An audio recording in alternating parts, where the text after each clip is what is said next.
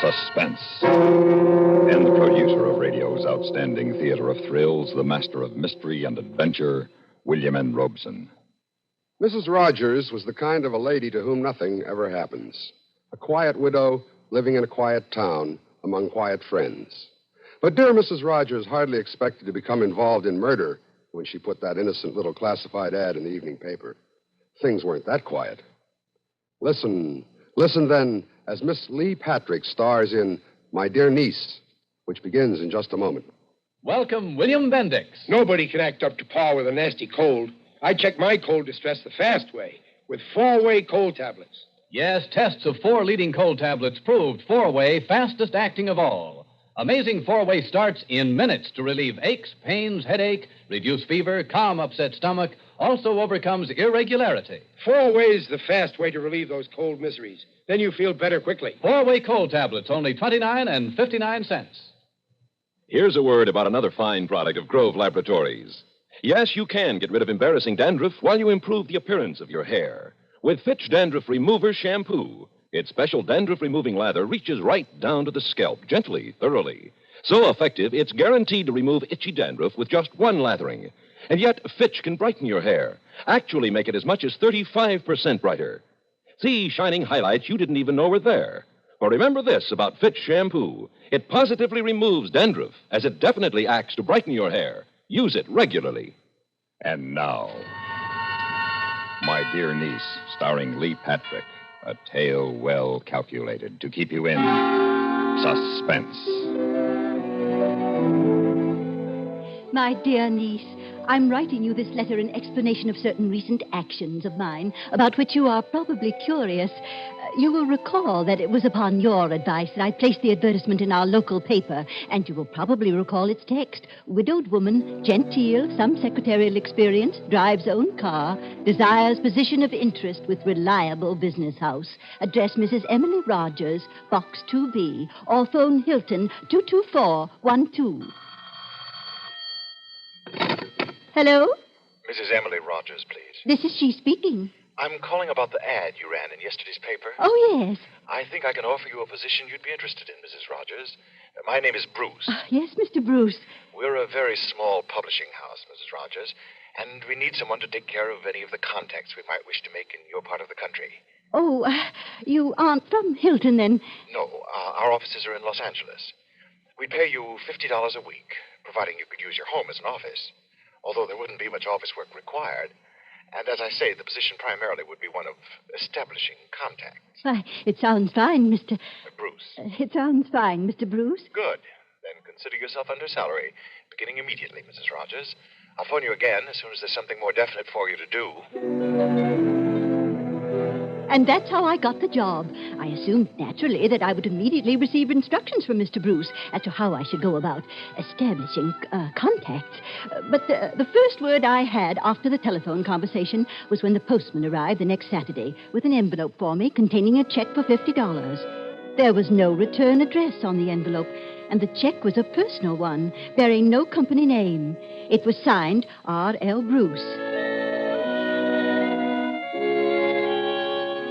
3 weeks went by in this fashion. Each Saturday, I would receive the $50 check in the mail, and I began to wonder what I was being paid for when at last I heard from Mr. Bruce. I have your first assignment for you, Mrs. Rogers. I was beginning to wonder, Mr. Bruce. Getting impatient, were you? Well, this will keep you busy for a while. Really? Mr. Paul Stevens will arrive in Hilton this afternoon. He's one of our most promising new authors. Yes? Mr. Stevens has some rewriting to do on a novel we plan to publish in a few months. Oh. Too many people interrupt him here in Los Angeles. I wonder, could you put him up at your home until he finishes? Why, I don't know. He'll be no bother, Mrs. Rogers. He has an awful lot of work to do. Well, yes, I suppose I could. That's fine. It's just a place for him to get away. Oh, one more thing. Yes? Just so we're sure he's not bothered, don't tell anyone he's staying with you.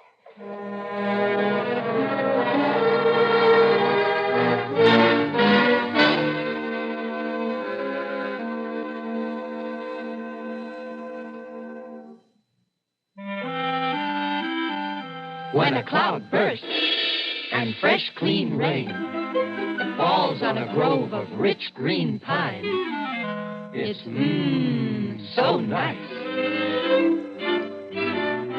And now, that same clean scent of pine is in new pine-scented Lysol. Right. Now the one and only genuine Lysol brand disinfectant comes in a new pine scent. It disinfects, deodorizes, as nothing else does, kills disease germs on contact. In laboratory tests, Lysol's anti-germ action kept working for 7 full days. A bottle costs as little as 29 cents, and it's so easy to use. Just add new pine-scented Lysol to your suds when you clean in bathroom, kitchen, nursery, sick room. Use pine-scented Lysol because Lysol deep cleans. Make your home Pine sweet and Lysol clean. You can still get regular Lysol, too. And now, starring Lee Patrick, Act 2 of My Dear Niece. And that's all I knew of the job, my dear niece. Mr. Paul Stevens would phone me when he arrived at Hilton, and I was to let him stay at my home until he had finished a novel he was writing. It seemed ridiculously easy, but at least I would be doing something for my pay. It was quite late in the afternoon, almost 5 o'clock, when the telephone rang. Hello? Mrs. Rogers? This is Mrs. Rogers. This is Paul Stevens, Mrs. Rogers. Oh, yes, Mr. Stevens. I've been expecting your call. I wonder if you could pick me up. Of course. Oh, that's very kind of you. Where are you? I'm at the corner of, just a minute. The corner of Brookside and Sierra Madre. Fine. The corner of Brookside and Sierra Madre. I'll be driving a black Buick coupe. Black Buick coupe. I'll be waiting. Bye. Goodbye, Mr. Stevens. When I arrived at the corner of Brookside and Sierra Madre, the usually quiet intersection was filled with people, and an ambulance was just pulling away. For all I knew, Mr. Stevens could be in it. Then I saw Officer Barnes in the police car. He would know.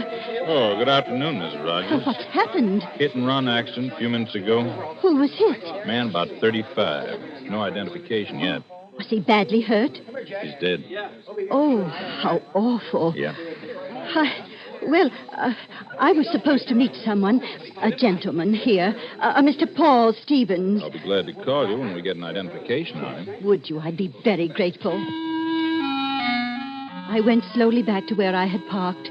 I was confused and frightened a little that the hit-and-run victim might be Paul Stevens, and if so, how could I get in touch with Mr. Bruce to tell him what had happened to his young author? And then, just as I started my car, I heard someone tapping on the window. Yes? Mrs. Rogers? Yes? I'm sorry to have kept you waiting. I'm Paul Stevens. Oh, Mr. Stevens, I'm so relieved. Please get in. The accident upset me. I was afraid for a minute it was you. It wasn't me. Oh, please get in. Thank you. I tried making conversation with Mr. Stevens on the drive home, but he seemed tired and not inclined to talk, and so we drove quietly back to my house. We went inside, and I showed Mr. Stevens to his room, and then went into the living room to tidy up. The telephone rang as I was setting out some ashtrays. Hello? Hello, Mrs. Rogers. This is Officer Barnes. Oh, yes, officer, I'm glad you called. I wanted to tell you I that I checked met that identification for you. Yes, well, that's what I wanted to tell you, officer. His name was Paul Stevens, all right. Oh? We had a flyer on him. That's how we knew. He was wanted for a payroll robbery in L.A., and he wasn't hit by a car. He was thrown from a car.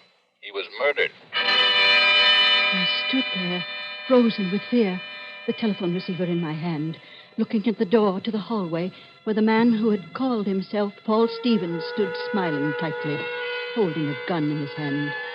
A gun that was pointed right at me.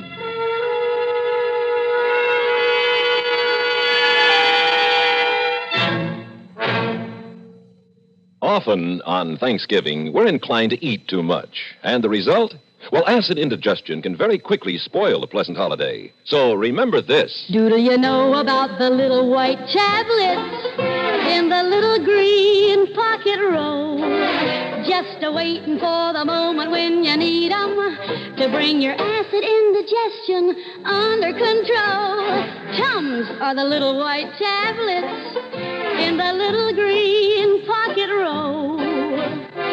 Tums for the tummy, T-U-M-S. Bring relief quicker than you'd ever guess. Best for any kind of acid distress. Keep 'em handy in the pocket roll. Keep your tummy under Tums control. Get Tums, 10 cents, 3-roll pack a quarter. Or get the new 6-roll pack with free metal carrier, only 49 cents.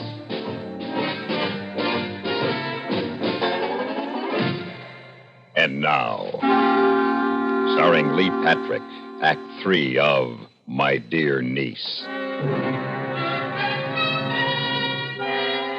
Have you any idea, my dear niece, what you do when a man points a gun at you?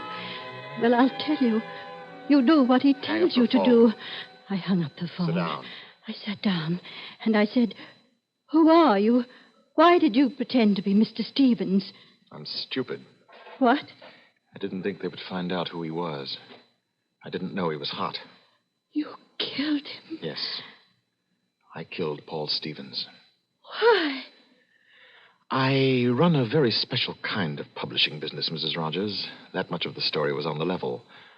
I print, well, pornographic books for a very special clientele.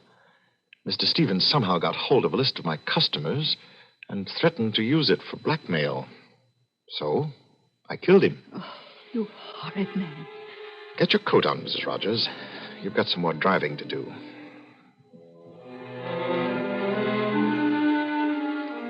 He made me drive him to a restaurant on the highway out on the other side of town. A place with quite a bad reputation. All the while, I was trying to remember who he was. I say remember because there was something familiar about him. But what that something was, I couldn't for the life of me think. There was hardly anyone in the restaurant, since it was not yet dinner time. We'd just been seated at a table when a dark-complexioned man slid into the seat next to the man who wasn't Mr. Stevens. What are you doing here? I had to come. It didn't work. They found out who he was. Why'd you stay where you were supposed to? She knows I'm not Stevens. A cop told her. You could stay at the house anyway, couldn't you? Do you have to come out where you could be picked up? Al, look, listen. What's the matter with you? Mary figures out a foolproof way for you to get rid of a guy and hide out right under the cops' noses, and you go louse up the whole deal. It's not loused up yet. There will be if you don't get away quick. Maybe. Oh, I don't think you've met Mrs. Rogers. Mrs. Rogers, this is Mr. Al Newholt, who owns this place. Hi. How do you do? Look, how'd the cops find out who he was? How? He was hot. They had pictures and prints on him. I dumped him on the corner just before I met her. Now I remember. You're Mr. Bruce. He did the payroll job that... What'd you say? He's Mr. Bruce, the man who offered me the job on the phone and asked me to look after Mr. Stevens. That's right, Mrs. Rogers. How did you know? Your voice. I thought there was something familiar about you, and now I know. Your voice. Al, what are we going to do? The cops know the stiff is Stevens, and she knows who I am. What do we do now? You don't panic, and you get out of here. But I need your help, Al. You're on your own, buddy, and you better get out of here before the dinner crowd comes in and somebody maybe recognizes you. Okay, Al. So you won't help me? I can't. Don't you see that? Yeah, sure. Okay. Let's go, Mrs. Rogers. Where? Back to your house and start all over again. After that, I'm not sure. But I may have to kill you.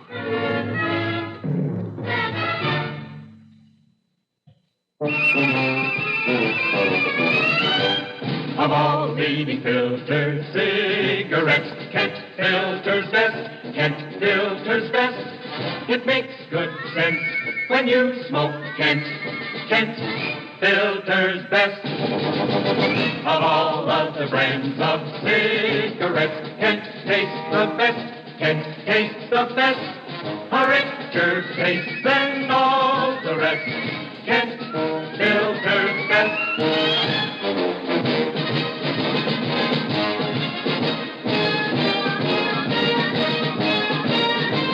It makes good sense when you smoke Kent. Of all leading filter cigarettes, Kent Filter's best. And now, starring Lee Patrick, Act 4 of My Dear Niece.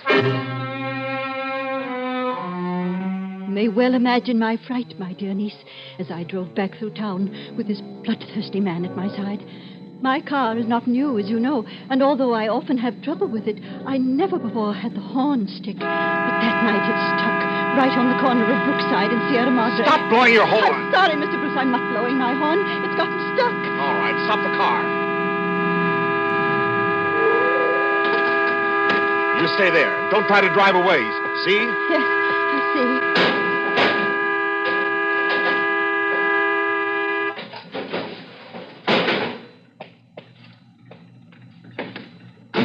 Let's get out of here. You got the horn fixed, Mrs. Rogers? Who's that? Oh.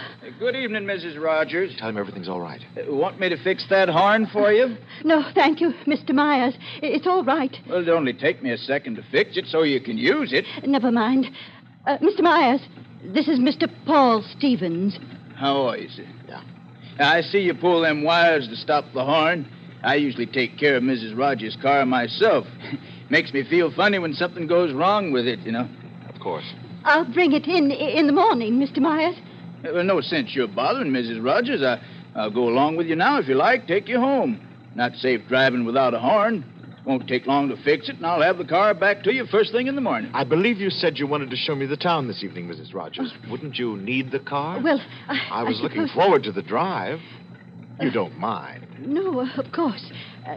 You will pick the automobile up in the morning, Mr. Myers? Sure, of course. Thanks for your trouble, Mr. Myers. I'm glad to help. This is such a little town. We all know each other and like each other. Like to help each other. That's so, Mrs. Rogers? Yes. Good night, Mrs. Rogers. And I'm glad to have met you, Mr. Stevens. We drove on home. I tried to figure out why he chose me out of all the people who must have placed advertisements that day as the person with whom he would hide out. For by now I was convinced that Mr. Bruce had deliberately set out to murder Mr. Stevens for some reason and hide out in my house, where the police would be most unlikely to look for him. But why my house? Why had he chosen me? When we got to the house, Mr. Bruce made me place a long-distance call to Los Angeles for him. It's ringing. All right, give it to me. Hello? Mary? Bud? Yeah. Look, meet me at Al's as soon as you can get here. Something's wrong. What's happened? Are you all right? Yeah, fine. I'll tell you when you get here, and get here fast. All right, Bud. Well, you got any pets you want to feed before we leave? Where are we going? A little trip. You ready? Don't answer that. It might be the operator calling back. She'll wonder. Okay, answer it. But I'm right here. Hello? Mrs. Rogers, this is Officer Barnes. Say, oh, yes, operator. Oh, yes, operator. Is he still there? Yes, operator. Stall him a little. We're coming after him. Thank you, operator. Dear Mr. Myers, he'd understood me, and he'd told the police, and they were going to save me. Well, you just can't imagine, my dear niece. I felt exactly like the heroine in a motion picture. I simply had to prevent Mr. Bruce from leaving the house. Just a few minutes, the officer had said. Just time enough for them to get here. All right, let's get going. I wish I knew where we were going. Do I have to take anything with me? Will we be gone long?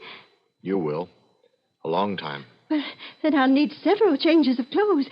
Let me see. You won't need anything. The heater. The what? I left the heater on in the other room. I'd better turn it off. All right, but make it fast. Well? Just a second. There. Now I feel better about it. Okay. Now, you ready? Yes. Now I'm ready. Mr. Bruce turned off the lights and opened the front door. It was quiet on the street, peaceful and dark, but I thought for a minute that I saw a figure move suddenly toward us in the shadow. I kept praying. I wanted the police to be there, not only for myself, but because back there in the living room, the pieces of the puzzle had fit together.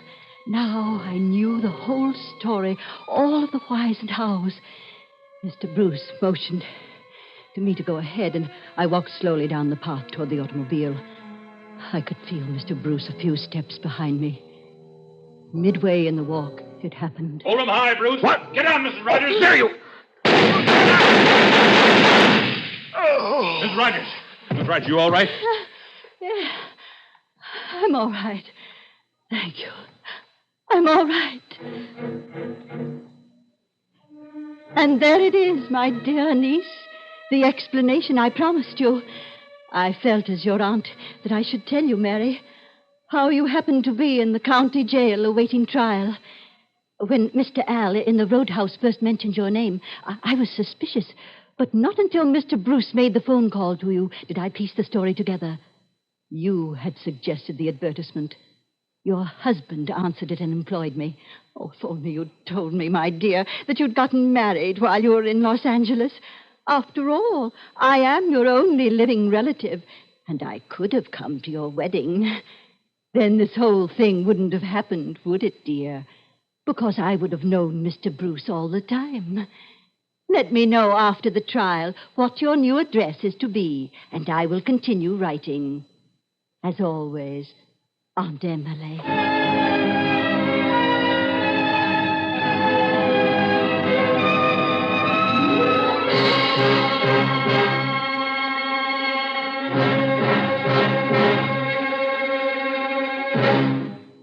Suspense, in which Lee Patrick starred in William N. Robeson's production of My Dear Niece, written by Elliott Lewis. In just a moment, the names of the supporting players and a word about next week's story of Suspense. More families, far more families, use X-Lax than any other laxative. In fact, today, many doctors recommend trusted X-Lax for youngsters as well as adults. X-Lax is the preferred laxative for one important reason. X-Lax helps you toward your normal regularity, gently, overnight. You see, X-Lax gives you the relief you want the gentle way that nature wants, without upset, without discomfort. When you take chocolated X-Lax at night, it does not disturb your sleep. And X-Lax is so effective that the next morning you'll be well on your way toward your normal regularity. Seldom, if ever, will you need X-Lax the next day. Little wonder that of all the laxatives made today, tablet, powder, or liquid, X-Lax is the most popular. So the next time, any time that you or any member of your family needs a laxative, make that laxative pleasant-tasting chocolated X-Lax. Introductory size, only 15 cents. Supporting Lee Patrick in My Dear Niece were Lillian Baeff, Barry Kroger, Barney Phillips, Jack Crucian, and Norm Alden. Listen. Listen again next week when we return with Kathy Lewis in A Statement of Fact. Another tale well calculated to keep you in suspense.